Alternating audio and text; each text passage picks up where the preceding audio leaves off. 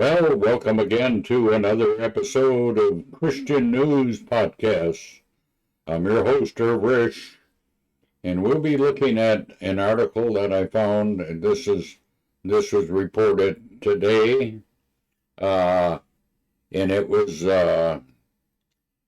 by Ryan Foley, Christian Post reporter, and it was posted December 8th on Monday. That's today, 2025.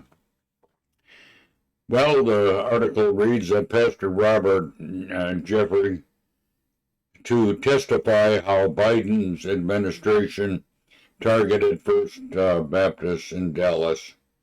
Pastor Robert Jeffress of the First Baptist Dallas will testify this week about how the church was targeted by the IRS under the Biden administration as the Trump administration continues to take steps to prioritize religious liberties and allow pastors to speak about policies from the pulpit. During the worship service Sunday morning, the First Baptist Church in Dallas, Texas, Jeffress requested prayer from the congregation as he announced his plan to testify at the Religious Liberty Commission hearing on Wednesday.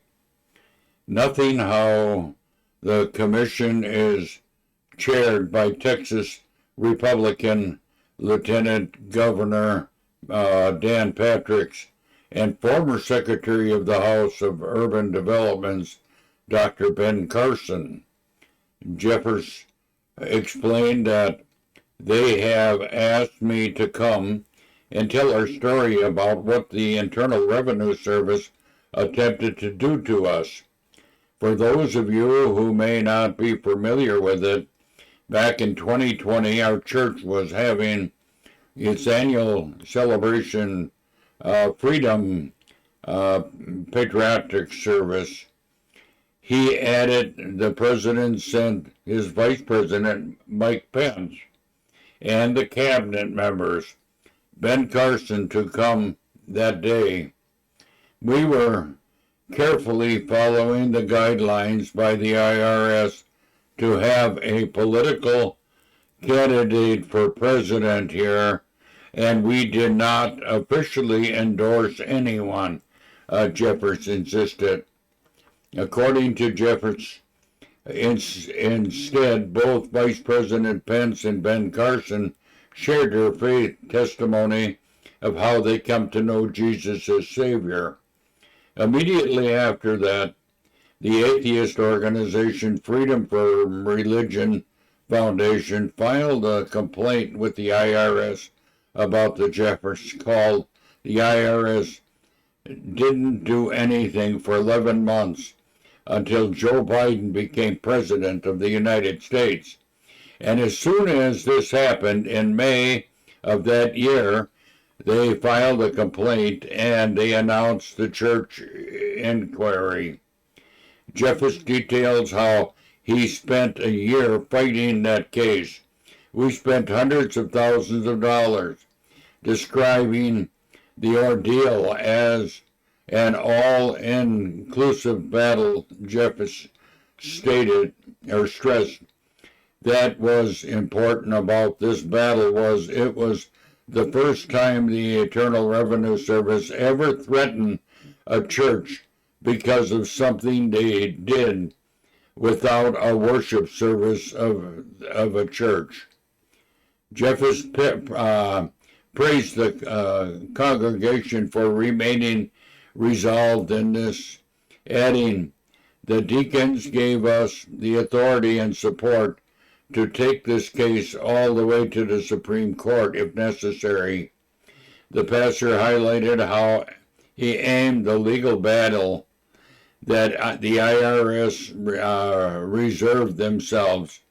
They closed the investigation and they said we had done nothing to violate the Internal Revenue Tax Code.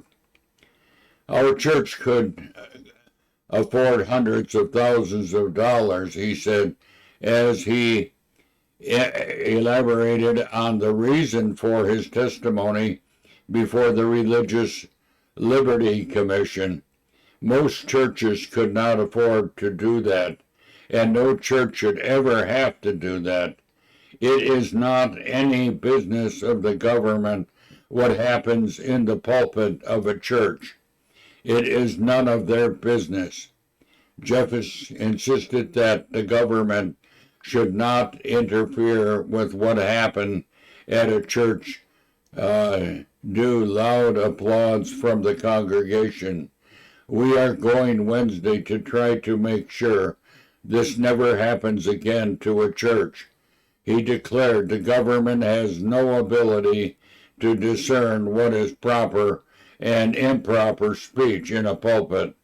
There is not their business, he restrained. The first freedom that our forefathers gave us was the freedom exercise of religion. That's what the First Amendment is all about. He concluded, I am grateful God is using our church to stand for this larger cause of our country right now. Jeffress indicated that the hearing will be live streamed by the DOJ, with his remarks scheduled for about 12 p.m. Central Time. The hearing will be focused primarily on religious liberty in the military, which takes place in Dallas from 8:30 a.m. to 1:30 p.m. Central Time. In the letter submitted to the IRS in July 2020, the Wisconsin-based Freedom from Religion Foundation alleged that Jefferson engaged in potentially illegal political campaigning during Pence's visit to the church a month earlier. It is our understanding that Pastor Robert Jeffress endorsed candidates Donald Trump and Mike Pence during Pence's visit to the church on June 28, 2020. Police staff, the FERF staff attorney Madeline Ziegler claimed. Jeffress said, President Trump, we love you, and admired that. I probably shouldn't have said this. Continued by the inclination, we are hoping that we are praying that Pence would be reelected vice president and then run for president, Ziegler declared, as the footnotes in the letter linked to the video of the service in question. Ziegler maintains that Jeffress broke the law regarding tax-exempt status for houses of worship. IRS regulation specified that 501c3 organizations, which include churches and other religious organizations, are prohibited from participating in and intervention in the political campaign on behalf of or in opposition to any candidate for public office. Early this year, the IRS assured pastors and religious leaders that they could endorse their preferred politician candidates from the pulpit without worry about losing their tax-exempt status. The IRS move comes nearly a decade after the President Donald Trump vowed to work very hard to repeal the language of prohibiting pastors from endorsing political candidates due to his first president bid in 2016. And this, of course, was reported by Ray Foley, and he's a reporter from the Christian Post.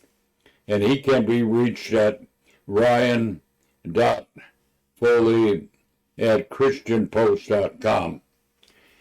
Well, that ends reading of this article. I hope you enjoyed it. Until next time, bye for now.